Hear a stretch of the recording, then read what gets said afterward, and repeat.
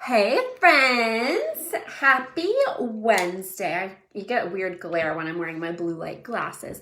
Have you guys ever, do anybody wear these? Does anybody wear these? I don't wear glasses, but I actually have found such a difference with wearing these blue light glasses, blue light blocking glasses, because they actually really help with that strain on your eyes. You know, if you're spending most of your day staring at a computer screen, then it can be really damaging and straining to your eyes and your brain, and especially right before bed. Blue light is very activating to your brain, and it's says okay, time to be active. And then if you try to go to sleep, it can make it difficult to fall asleep. So I wear these during work, and then another time you could wear them is before bed if you're watching TV or you're doing some more work or computer, on your phone or whatever. It was a tangent. That's fine. So we had a poll last week asked what topic you guys wanted to talk about most. And don't worry, next week we'll talk about the other poll topic, or the second most requested topic, which was eating for satiety. So we will be doing that next week. But this week you guys voted, and it is all about muscle building, which I love this topic. So I was happy that you guys voted on it. And so yesterday we asked the discussion question what your questions were about muscle building. Both nutrition and exercise, questions are fair game, because if you didn't know this, I used to be a personal trainer, and I have my certified strength and conditioning specialist certification, which, is basically another version of personal training, whatever. So anyway, I personally love to lift weights, and I think that it's very important for so many. I think everybody could really benefit from weightlifting, but there's a lot of question and a lot of misconception around building muscle, because it's a very hot topic. People are, of course we want to be trying to build muscle and lose fat. This is bouncing around to me. It's distracting. My hair is making it, sorry.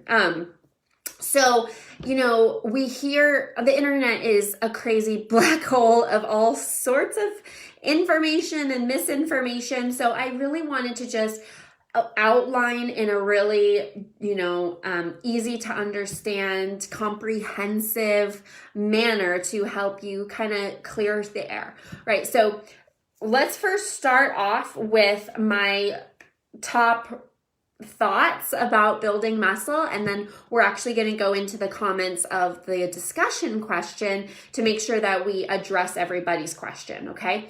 So to build muscle, we need two things. We need our nutrition and we need our exercise, right? Similar to other goals as well, but specifically for building muscle, we need to make sure that you have enough calories.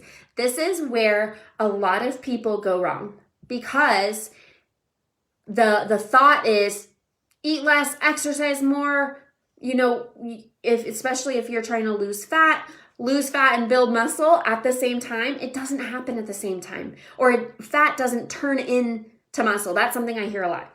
I want to turn the fat into muscle. That doesn't happen. You lose fat and you build muscle. So that being said, when you are working towards building muscle, number one, you have to make sure you're eating enough calories. Your body cannot have an anabolic process, which is building. Catabolic means tearing down, anabolic means building up. So you cannot have an anabolic process without those resources. So if you're making damage to your muscle, let's say through lifting weights, which we'll talk about in a minute, but you're not having the resources to fix those tears, which that's ultimately what building muscle is, creating micro tears in your muscle Then your body comes in with amino acids, the building blocks of protein, to repair those micro tears in your muscle.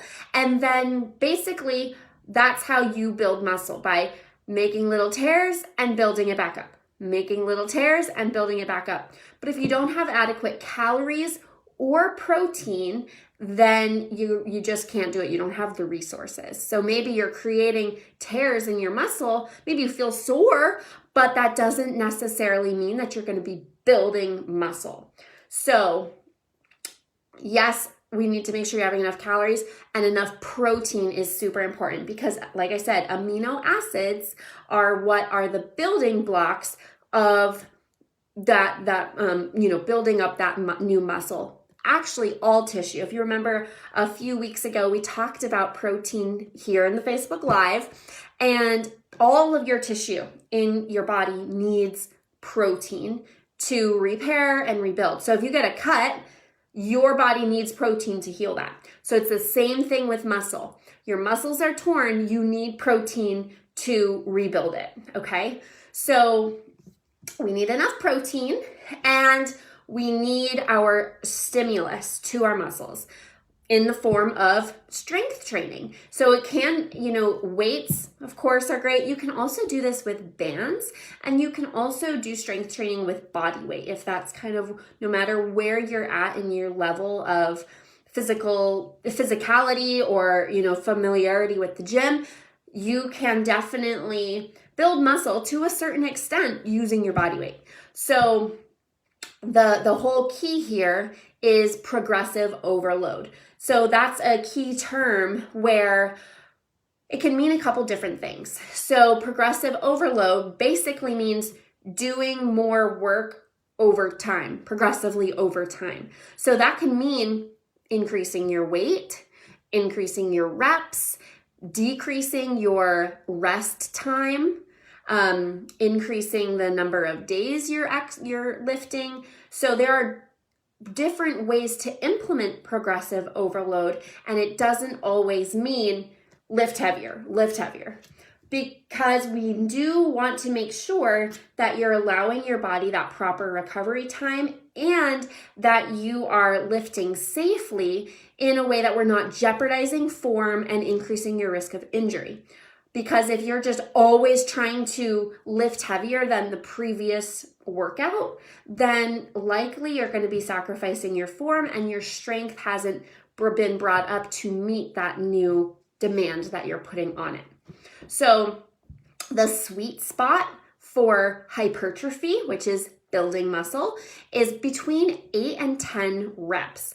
So this doesn't mean easy, just, got my 10 reps, that's done, but you could have gone to 20. We want it to be challenging for that range of reps. And so we've got different ranges. So strength is less reps, but heavier. Hypertrophy is this medium, 8 to 12. And then muscular endurance is, like 15 and higher kind of thing. If you're wanting to build muscle, which increases your metabolism, helps you burn more calories at rest, meaning you're going to be burning fat, you need more calories. So all that to be said, we need to have progressive overload, and you need to be lifting in the right rep range, in addition to having the proper nutrition, to match it. Because you can be putting in a ton of work in the gym, but if your nutrition does not match it, then you're not going to see the results. And if you seriously want to be, putting on muscle mass, whether it's in the glutes or in the biceps or just in general, we need to make sure that you're getting enough calories. And oftentimes that means eating in a caloric surplus if you're trying to gain muscle. Okay, so there is this, phenomenon of body recomposition, which ultimately means losing body fat and building muscle. So we kind of have it confused that it all happens at the same time, but oftentimes it needs to be cycled. So to lose fat, you have to be in a caloric deficit. To gain muscle, you have to be in a caloric excess. And so, yes, like sometimes it gets a little bit blurry, especially if you are new to weightlifting or exercising, or if you have, a lot of weight to lose, then oftentimes this all kind of gets blurry because your body is just responding. So that's what we call super responders. And so, there is a little bit of wiggle room there, but I do want to be clear that for the most part, if you're trying to build muscle, you need to be in a caloric surplus, getting enough protein in and training with progressive overload. And if you're trying to lose fat, you have to be in a caloric deficit and exercising as well. So now there is that that piece of if you're in too big of a caloric deficit, then your body's gotten used to that and it's actually going to store fat, not lose fat. So we have to find that sweet spot, and that's what I do with my clients, and we work together to figure out what that is. But I hope that clears up the whole idea of building muscle and what progressive overload means and what we want to be doing with our nutrition. So now I would like to go into the questions that we got on our discussion question from Tuesday. And let's see. Liz asks, role that protein plays in a workout. How much before and how much after a workout? I love this question. This is a great question. Excuse me. I'm drinking a sparkling water, and so it makes me burpy. So protein for a workout, if we think about the role that protein plays in rebuilding that torn muscle tissue, protein is critical after your workout. Protein before a workout is less critical. Carbs before the workout are what's critical. Because carbs, if you remember from our discussion last week, is that source of energy that helps push through your workout. So we want carbs before the workout and protein after the workout. Of course, you can have a little bit of protein in with that carb heavy snack, whether it's like a banana and some peanut butter, or something like that where you're having a little bit of protein in there with it, which is fine. We just don't want to have too much protein before the workout, because it actually, remember, protein is one of the most satisfying macronutrients, but that's because it takes a long time for your body to break down and digest. And if your body's trying to use that protein for energy, it's not as readily available as carbohydrates. So it's going to actually be really difficult for your body to tap into protein for energy for the workout, if that makes sense. And then after the workout, really, there's no special window, but I would say to make sure you eat at least 2 hours after. So no longer, you obviously eat the rest of the day, but directly after your workout, usually it's like 30 minutes to 2 hours is a good range to try to get your protein in. Now, this can be just, strictly protein in that little bit after your workout and then having a more balanced meal later, or you can have your complete recovery meal in that window as well. And with a complete recovery meal, we want protein to rebuild that muscle tissue, but we need the carbohydrates to replenish your glycogen stores, that stored up energy. So on average, you want to try to hit between 20 and 30 grams of protein after your workout. And that's a pretty good rule of thumb. Okay, great question. So Cheryl says, she's been training. In that time, she's lost inches, but so in the past 20 months that Cheryl has been weight training 4 days a week, she's lost 18 inches, but gained 4 pounds. First of all, that's incredible. That shows you that body recomposition at work. Losing fat, which means you're losing inches, and actually gaining weight, meaning that weight that you're gaining is muscle. Because if you're less inches but more weight, muscle is more dense than fat, meaning it takes up less space than fat. So the adage of muscle weighs more than fat, we get what they're trying to say, but it's not actually accurate. It's that muscle is more dense than fat, so it takes up less space. So when you lose fat, you decrease in size, and if you gain muscle, then it's not going to be as taking up as much space as fat. So that means your measurements are going to be less.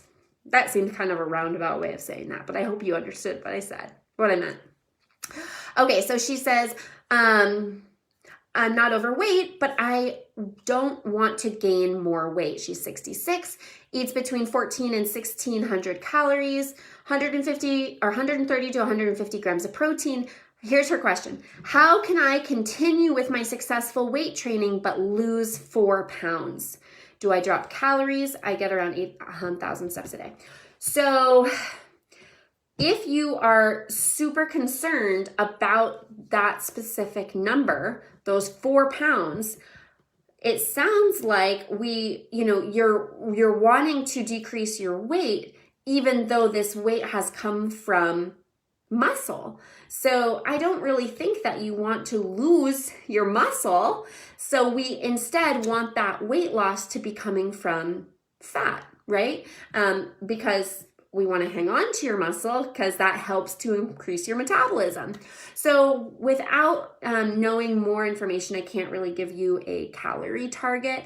But if we think about what you need to lose fat, that is a caloric deficit. But if your body has been in a caloric deficit for too long, meaning if you've been training for 20 months and have been eating 1,400 calories, that sounds to me like you've been in a caloric deficit for too long, and we need to do a reverse diet to bring your body back up to safe maintenance calories and be happy there for a little bit before you go back down into another caloric deficit. We need that recovery time. So that, depending on what your calories have been looking like for those past 20 months that you've, made so much progress, I would venture to say that your body needs that recovery time back in maintenance. But it's a great question, and keep up the good work because that's amazing. So Heather has a question. She says, I guess I work out at home, so I don't really think I can do much muscle building.